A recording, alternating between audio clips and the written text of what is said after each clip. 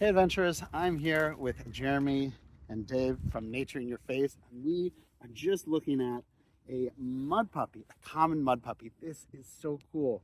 Now these salamanders only have aquatic faces. They have gills through their entire life, and let's go take a closer look at them. This is the habitat of the common mud puppy. All of these lovely rocks in the water. This is what we want to look through. And if we find crayfish, that is a good sign because they love eating them. Now I've seen a couple of crayfish after flipping a couple things.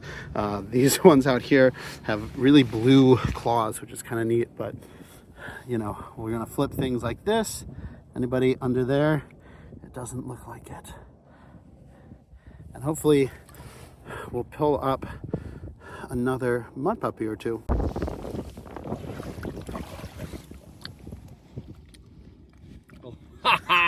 Oh, look, crayfish! I saw you jump when that stick popped up. So sticky. I was like, oh, there's something.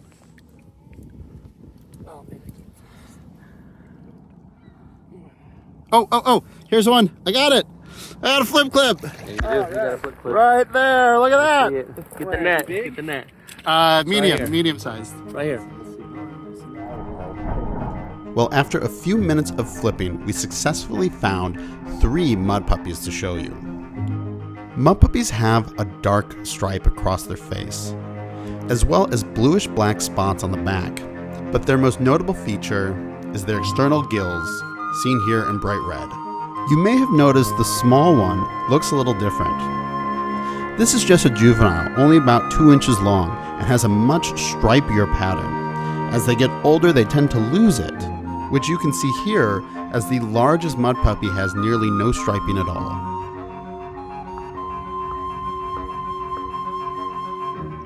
Alright, time to leave these mud puppies behind and see what's crawling on land. Oh! Nice! Look at that! I'm gonna get musk on like crazy. Stop it.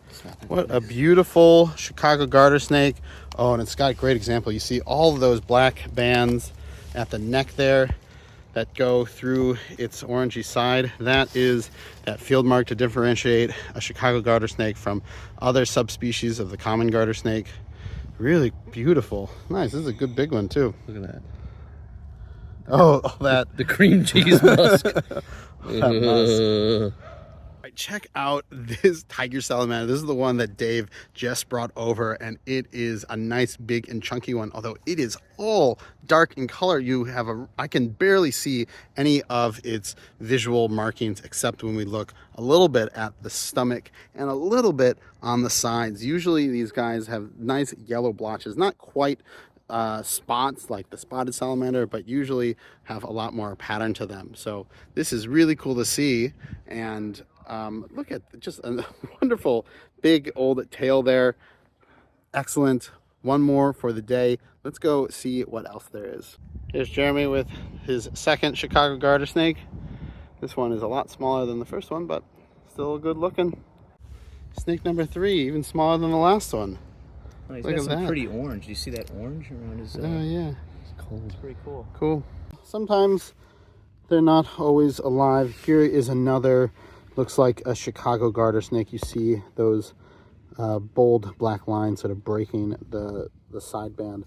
But if we take a close look at where the side stripe is, I wanted to show you that you can see that it is on the second and third scale there. So we've got our big belly scales on the bottom, and if we count up, we see there's one that's very close, doesn't have a lot of color, and then the second and third scale have that side. This field mark is going to be important later if we find what I'm hoping we find. But another Chicago garter snake, subspecies of the common garter snake. Oh, here we go. Yes. Oh, let's get that. Nice. Okay, check out this little snake here. This is our Dekay's brown snake, and this is full grown. He is maybe, I don't know, 10 inches long. It's a little hard to tell as he's moving around a lot, but this is their classic pattern, all brown with 2 rows of sort of dots on the side, on the back there. Now, I want to also point out that his belly color is this plain beige. There's a related species in the area that has red bellies. So if we happen to find one, I want to make sure that you know that, or at least you know to look out for that in another video. Oh, today is a good day. Look at that right there. It looks just like a stick, but this is another Dekay's brown snake. Look at it. It is just posing so nicely for us. Thought I'd point out, you can see that very typical pattern with the dots, and then as we get towards the back, it's just sort of a stripe. It's very interesting to see that he has that sort of pattern and coloration. Bye, fella. Don't want any bicyclists to hit you.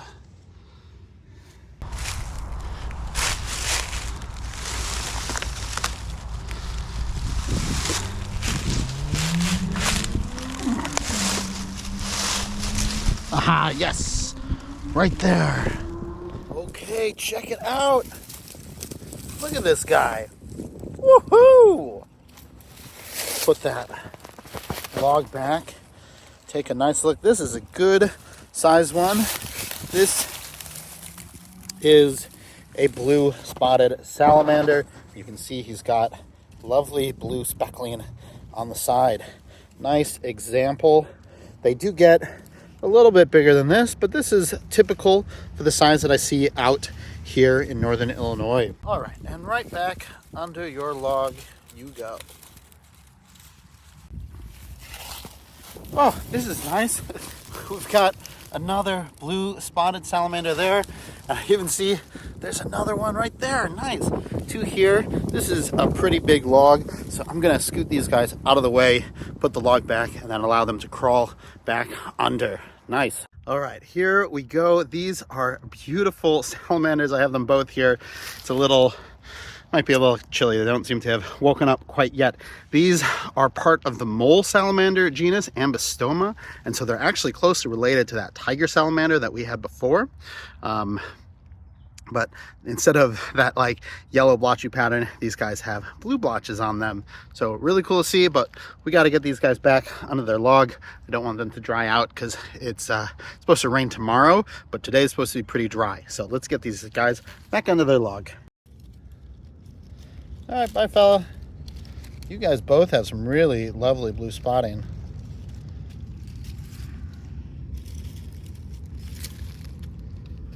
There they go. Oh, some mice here. Those are always cool to see. This guy's running around.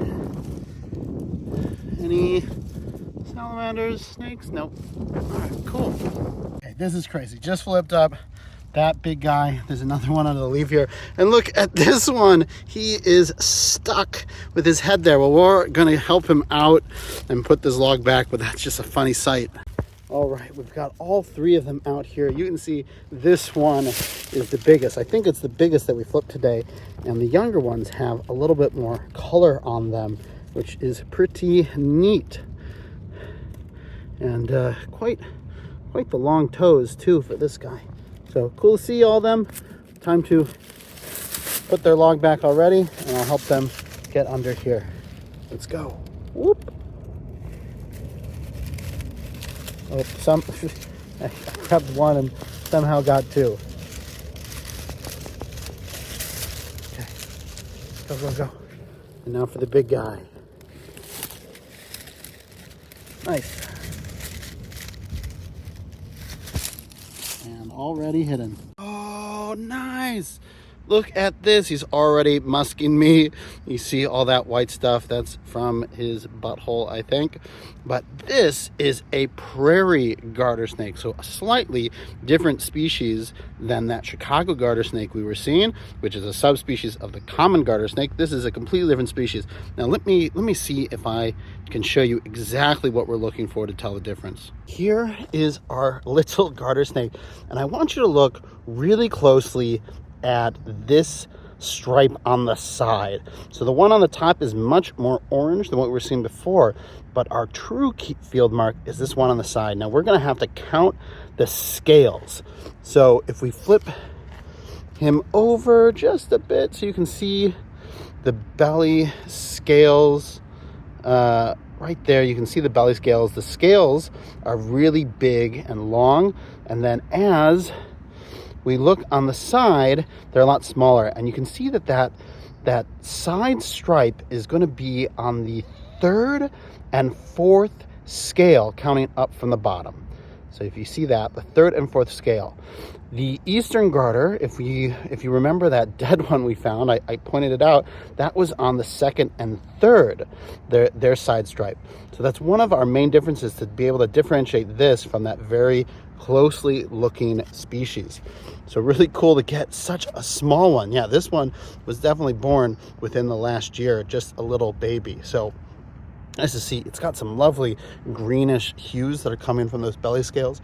I don't know how well they're showing up in the camera, but excellent. One more species for our adventure up here, and one that I was really hoping on seeing. All right, time to put this guy back under his log.